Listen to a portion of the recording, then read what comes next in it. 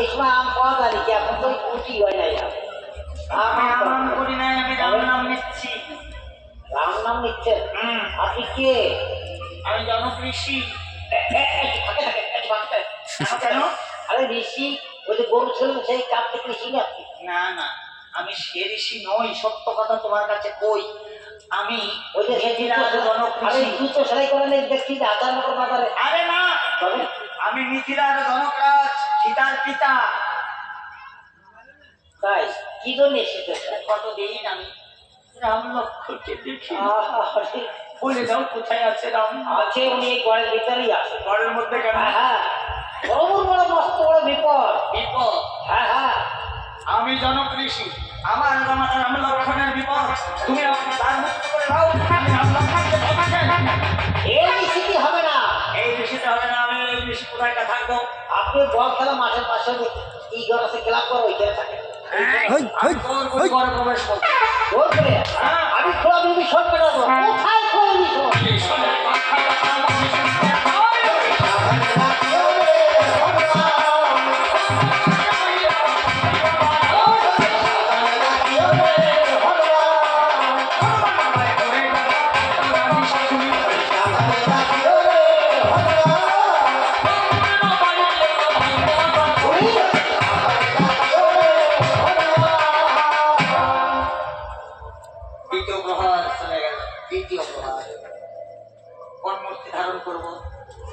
দেখেন এই বেলা একটা কাজ করেন, রামের মা অতি করেন বয়স্ক বয়স্ক বয়স্ক মহিলা।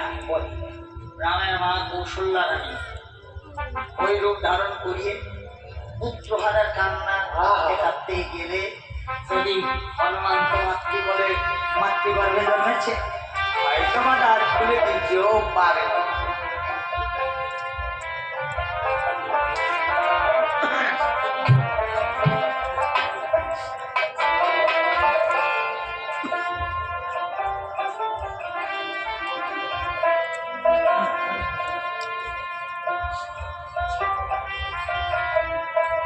বেশ একটা ধরে নিল।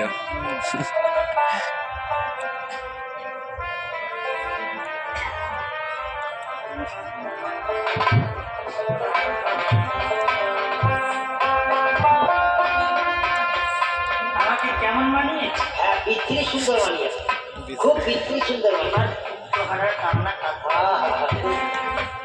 ওরা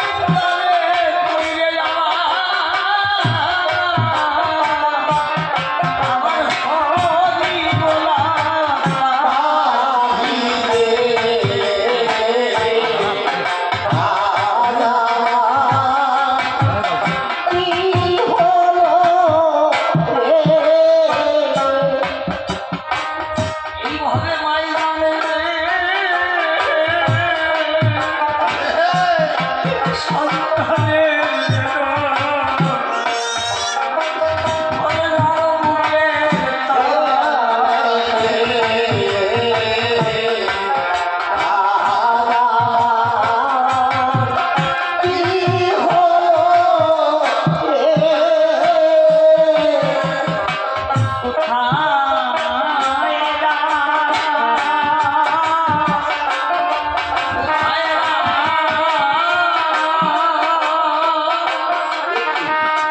দেখা দে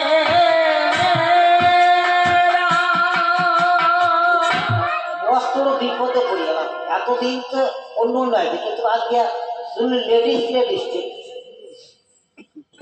কে আপনি? আমি রামের জননী কৌশল্যা রানী। জননী না পুরনী? আমি রামের মা কৌশল্যা আচ্ছা রানী। আচ্ছা। আর আমি কে জানেন? তুমি কে বাঁচা? আমি হচ্ছি রামচন্দ্রের শিষ্যপুত্র পবন পুত্র হনুমান। আহা। দিদিমা, দিদিমা তুমি আমার দিদিমা। পান খোলো লোকসা খাই দিদিমা। আসেন। রহস্যের সময় নাই, তুমি বলতে পারো আমার রাম লক্ষণ কোথায় আছে? আছে, এই ঘরের ভিতরেই আছে। কেন ঘরের ভিতরে? প্রভুর বড় মস্ত বড় বিপদ। ওই পাতাল ঘরের থেকে আসে মহিরাবণ রাম লক্ষণকে চুরি করে নিয়ে মা ভদ্রাকালীর সামনে বলিদান করে। আমার রামকে বলি দেবে, আমার লক্ষণকে বলি দেবে রে। এ কথা আমি কি করে সহ্য করবো রে? আমার রামকে দেখা। এই নিশ্চিত হবে না দিদিমা। হবে না? না, এ তাহলে আমি নিশ্চিততায় থাকবো। এই নিশি আপনি বাইরে থাকেন, গ্রামের বাইরে মাঠে। না, আমার রামকে একটু দেখাও। ওখানে কোনো ভয় নাই, কোনো চোখ আমার খুলে রামকে যাবে না। দেখাও। রাম দেখাতে পারে, একটা শর্ত আছে দিদিমা। আমার কি সত্য? শর্তটা কি জানেন? কি বলো? আপনার উত্তরে রামচন্দ্র গ্রহণ করেছে তো, তাই উত্তরটা কি দেখতে চাই দিদিমা? মনে মুখ করা রে। আমার উদর দেখতে চাই কেন? আমার উদর দেখলে তুমি রাম দেখাবে? হ্যাঁ, সত্যি রামের দেখাবে। কাছে যেতে দেবে তো? হ্যাঁ, সত্যিই দেবো। এই উদরে ছিল। ওইভাবে দেখাই হবে না। মনে মুখ পুরা কোন ভেসাতে ফেলে রে। তা কোন ভাবে দেখাবো? একেবারে উজ্জ্বল করে দেখাতে হবে। আপনার তুই চিনতে আমি তো নাতি আমার ছিলাম। লজ্জা তো পারে। আমি আপনার নাতি ছিলাম, আমি বহুদিনের উপস্থিত হনুমান ওদের না দিদিমা। এই উদরে ও দেখে বলছি, দেখে বলছি দিদিমা। ওরা কি দেখলো তা কি জানি রে। আপনার উদরে যদি রামচন্দ্র গ্রহণ করবে দিদিমা, তাহলে রামচন্দ্র জন্মগ্রহণ করে কি খেয়েছিল? ওরে মনে কতগুলো তোর নজর কোন জায়গায় আর গেছে? কতগুলো বাস করে সাথে সাথে এই পড়ে যায়, তার কোনো চিনে মিলে না না। বললে তো হবে না। তাই তো। ওরে রাম শোকেতে তনুজ গলা শুকাইয়া গেছে। কি হলো রে? রাম লাগিতে রে আমার তনু হলো।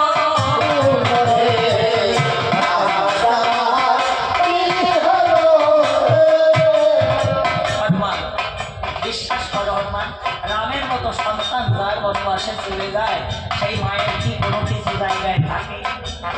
দিদিমা, হ্যাঁ, এই ছেলেটা নদী যদি থাকে তো যদি চড়ায় যদি ভরিয়েও দেয়, কিন্তু তার লেখাটা থাকে, তাই না? তা রামচন্দ্র জন্মগ্রহণ করে যে স্তনটা খেয়েছিল তার দুটো কালো বোঠা থাকে। সেই বোঠা দুটো থাকবে যতই সুখই যায়, কিন্তু বোঠা দুটো তো থাকবে। এলো বুদ্ধিতে পণ্ডিত হনুমান। ওর বুদ্ধির কাছে কি মহিলা বন্ধু খাই পায় না? হনুমান, তুমি আমাকে উত্তর দেখে রাম দেখাতে চেয়েছো, এখন যদি না দেখাবে আমি কি করবো জানো? কি করবে? এই পাষাণে মাথা খুঁজে আমি মরবো। বুড়িয়ে আমরা 2 হাতে উচ্চ করতে এনে ওই পাশা, আর আপনি বাহাত উচ্চ করলেন। আপনি তো সেই হয় পদে পদে ধরা পড়ে গেলে যাওয়ায় আমি জোর করে